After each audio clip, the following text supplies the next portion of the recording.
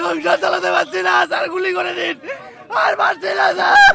তাই মরতে যদি হয় আমি এইখানে বসে থাকবো, গুলি চালান, লাঠি চালান, আমি বসে রইলাম। এইটুকু এক্সপেক্ট করতে পারি না যে আপনারা একটা বার্তা পৌঁছে দেবেন, নাকি এইটুকুটাও আমাদের অতি চাওয়া? সরকার থাকাকালীন পেটে লাথি দিয়েছিলেন, এখন গুলি করে দিন, আর বাঁচতে চাই না স্যার, স্যার গুলি করে দিন। খারাপ অবস্থা। শিক্ষাকর্মীরা 16 মাস ধরে বেতন পাচ্ছেন না, আর অথচ রাজ্যে নাকি কর্মসংস্থান হবে এই যে স্বপ্ন দেখাচ্ছে।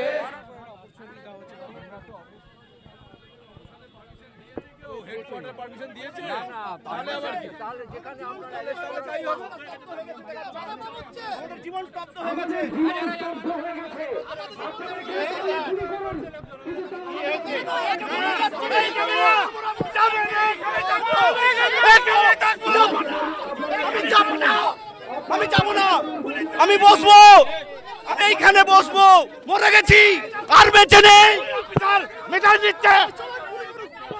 কন্ট্রোলে থাকুক, কোনোভাবেই পরিস্থিতি হাতের বাইরে যেতে দেবেন না।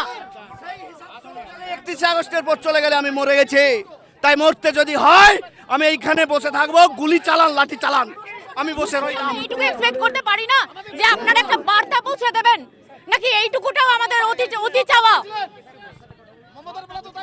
একটার পর একটা ধুমকি হুমকি কিসের জন্য? রাষ্ট্র কিসের জন্য? নিয়ম কার জন্য? আমাদের পেটে লাথি দিয়েছিলেন, এখন গুলি একটার পর একটা চলছে, কিসের জন্য? বলছেন যানজীবন স্তব্ধ হয়ে গেছে। হ্যাঁ, কদিনের? 1 ঘন্টার যানজট হয়েছে, আর আমাদের সারা জীবনের জন্য আপনারা স্তব্ধ করে দিতে চাইছেন না? আপনারা কোঅপারেট করুন, আমরা আপনাদের সাথে কোঅপারেট করেছি, আপনারা কোঅপারেট করুন, আপনারা বার্তা দিন এবং আমাদের সাথে কোঅপারেট করুন, আপনারা মিডিয়েটর হয়ে কাজ করুন। আগের সরকার থাকাকালীন পেটে লাথি দিয়েছিলেন, এখন গুলি করে দিন, আর বাঁচতে চাই না স্যার, স্যার গুলি করে দিন। পরিস্থিতি হাতের বাইরে যেতে দেবেন না, আপনারা মেসেজ দিন।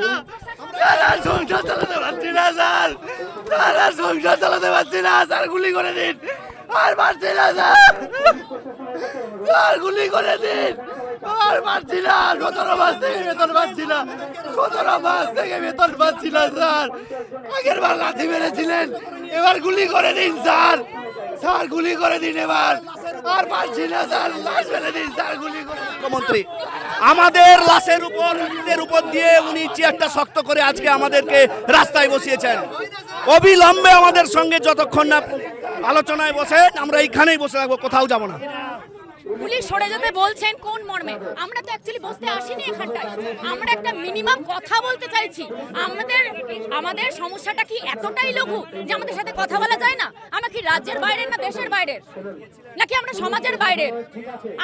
আমরা তো সরকারের কর্মী, তাহলে তাদের সমস্যা কোথায়? কথা বলতে কেন কথা বলতে আমাদেরকে এই পথ নিতে হলো? আর এই পথ নেওয়ার পরেও একটা মিনিমাম বার্তা পর্যন্ত দেওয়া যায় না? কি এমন আছে, কি এমন সময়ের অভাব বা গুরুত্বের অভাব আছে যার জন্য আমাদের সাথে কথা বলা যায় না? আমাদের কিছুই পরিবর্তন হয়নি। আমাদের যে বৈধভাবে যে চাকরিটা আমরা 16 সালে পেয়েছিলাম সেটাই আমরা ফেরত চাই। আমাদের দাবি হচ্ছে এসএসসি 2016 সালে SLST 1 এবং RLST 3 সেই যোগ্য চাকরিগুলো মাননীয় মুখ্যমন্ত্রীর প্রতিশ্রুতি অনুযায়ী অবিলম্বে ধারাবাহিকতা সহ ফেরাতে হবে। যোগ্য শিক্ষাকর্মীদের 16 মাস ধরে বেতন বন্ধ, ওদের বেতন চালু করতে হবে, এবং যারা মারা গেলেন আমরা একই আছি, যে তিমিরে আছি সেই তিমিরে আছি। যারা মারা গেলেন ওদের পরিবারে একটা চাকরি এবং ক্ষতিপূরণ চলবে। এই সামনে রাসমণিতে পরিস্থিতি কি চাকরি পরিস্থিতি না, এই আর 23 দিন আছে চাকরি। মানবিক মুখ্যমন্ত্রী তাকে আবেদন নিয়ে এসেছে, আমরা যে তিমিরে ছিলাম সেই তিমিরেই আছি। খুব খারাপ অবস্থা। ওরা খাবে কি জানে না। মুখ্যমন্ত্রীর কাছে তো এইটুকুই আবেদন, আমরা কি যুদ্ধ করতে এসেছি নাকি?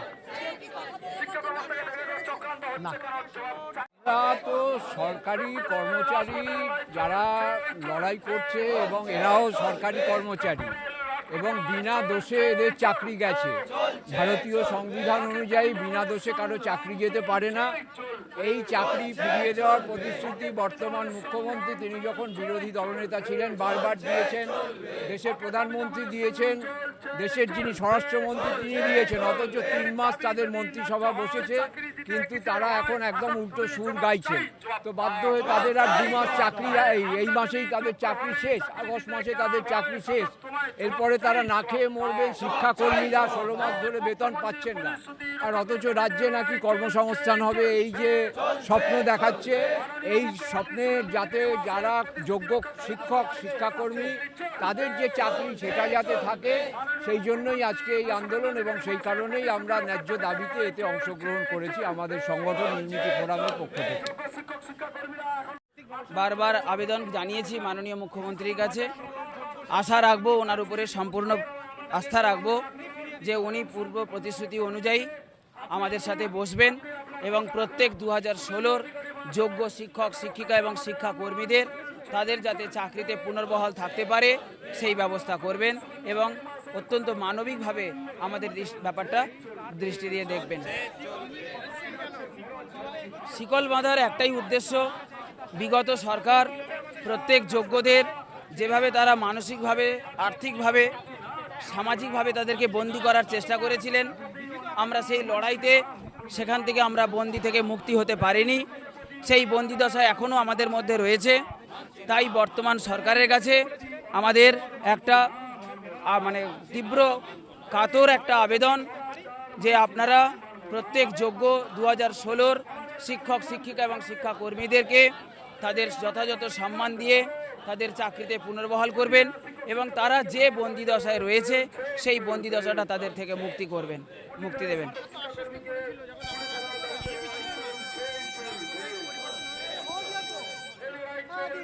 সরকারের যিনি আশ্বস্ত করেছেন ঠিকই, কিন্তু এখনো পর্যন্ত আমরা তো সেরকম তার প্রতিফলন পাইনি। তাই আজকের আমাদের এই রাজপথে নামা। এরপরে আবার আমরা আবেদন জানাবো মুখ্যমন্ত্রীর কাছে। আশা রাখবো ওনার কাছে, করজোড়ে আবেদন করছি আপনি প্রত্যেক যোগ্যদের পাশে, 2016 সমস্ত শিক্ষক শিক্ষিকাদের পাশে থাকবেন।